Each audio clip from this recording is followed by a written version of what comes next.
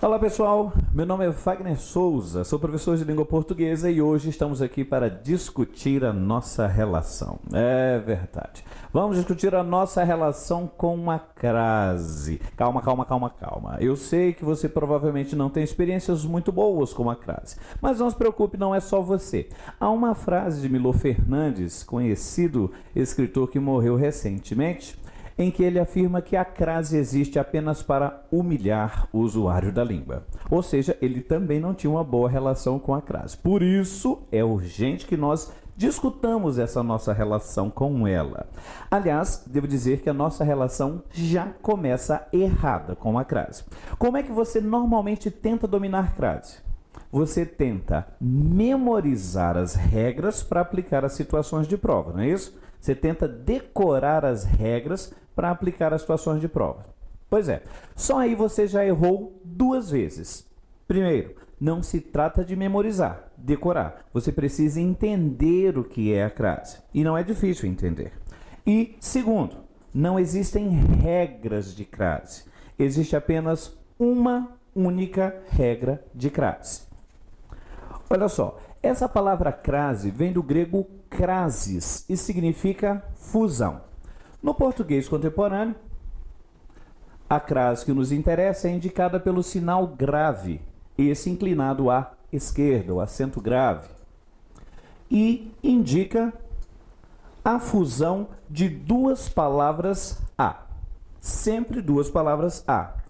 O primeiro A, obrigatoriamente, é uma preposição. Sempre, professor, sempre. É impossível formação de crase se você não tiver uma preposição. O primeiro A sempre é uma preposição. Já o segundo A, normalmente é um artigo definido feminino.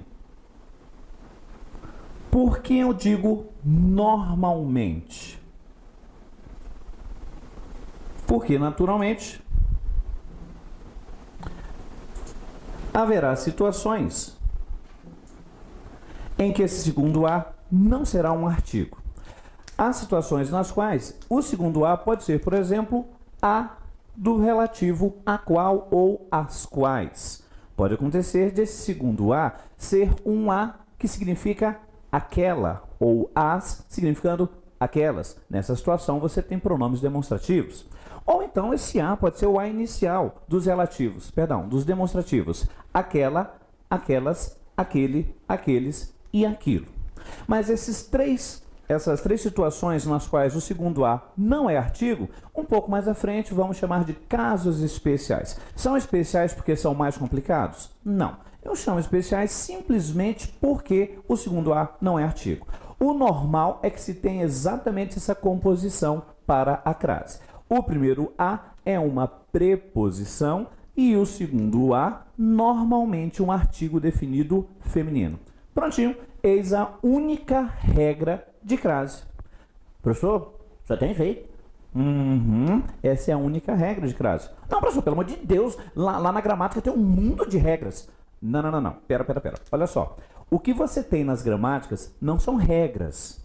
São as mais comuns ocorrências de crase. As situações nas quais é comum você ter o emprego do acento grave para indicar a fusão de dois As. Aquilo não são regras. Na realidade, o que você tem lá são as principais ocorrências. Regra mesmo, só essa daqui. A crase é a fusão da preposição com o segundo A, que normalmente é um artigo.